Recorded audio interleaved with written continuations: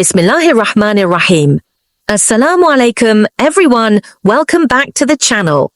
Today, we're covering an essential topic in Islam, Ghusl, or the ritual purification required after certain situations, like after sexual intercourse. Ghusl is a beautiful way of renewing our purity and preparing ourselves to stand before Allah in prayer. Let's walk through the steps together. What is Ghusl? Ghusl is a complete body wash that is obligatory in specific situations, such as after sexual intercourse, menstruation, or childbirth. It is a beautiful way of cleansing ourselves, both physically and spiritually, and renewing our state of purity. In Islam, cleanliness and purification are key principles of faith. Allah tells us in the Quran, in Surah Al-Ma'idah, Ayah 6, "If you rise to perform prayer, wash your faces and your hands to the elbows, and wipe over your heads and wash your feet to the ankles." Quran 5:6. This verse emphasizes the importance of cleanliness before we pray, and Ghusl, a complete body wash, is how we cleanse ourselves from a state of major impurity. For example, Ghusl becomes obligatory after sexual intercourse, menstruation, or childbirth. So today, we'll focus on how to perform Ghusl step by step, so we can feel spiritually refreshed and ready to pray. Before starting Ghusl, here are a few things to keep in mind.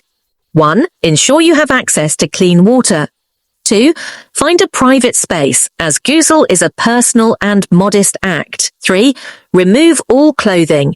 You must be fully undressed during Ghusl, ensuring that every part of the body can be washed thoroughly. However, modesty is important. Perform Ghusl in a completely private area where no one can see you. Steps of Ghusl. Step-by-step guide to perform Ghusl. Step 1. Make the intention, niyyah. Let's begin with intention, or niyyah. In Islam, all acts of worship start with a sincere intention.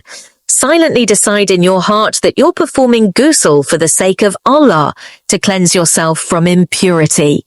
This simple intention transforms the act of washing into a meaningful act of worship.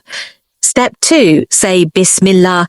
Next, we start by saying Bismillah, or in the name of Allah. This is a reminder that we are performing Ghusl not only for physical cleanliness, but for spiritual purity as well. Step 3, wash hands and private parts. To begin, wash your hands 3 times thoroughly to ensure they are clean. Then wash your private parts, removing any impurities. This part is crucial as it ensures we're fully clean before starting the main steps of Ghusl. Step 4, perform Wudu, ablution. Now, perform Wudu just like the one you would do for prayer. Start by washing your hands, then rinse your mouth and nose. Wash your face, your arms up to the elbows, wipe over your head, and finally wash your feet.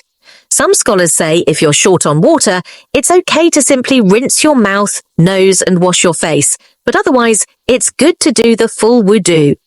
Completing Wudu during Ghusl not only purifies us for Ghusl, but also covers the Wudu needed for prayer. Step 5, wash the entire body. Now we move to the main part, washing the entire body.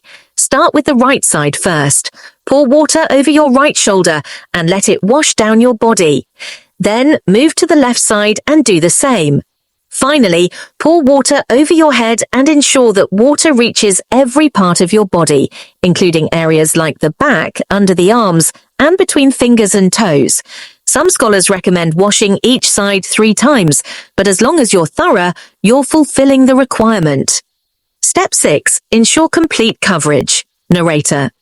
It's important to ensure that every part of the body is wet and that no area is left dry.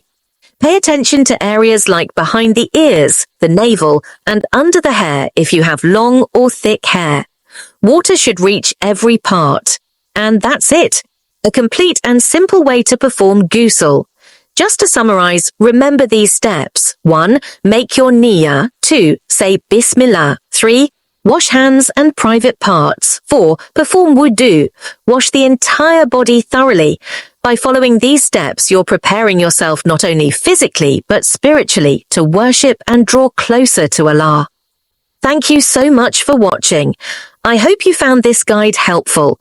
If you have any questions about ghusl or other acts of worship, feel free to leave a comment below. And don't forget to like, subscribe, and share this video to support our channel. May Allah bless you all, and Jazak Allahu khairan. May Allah reward you with goodness. Assalamu Alaikum.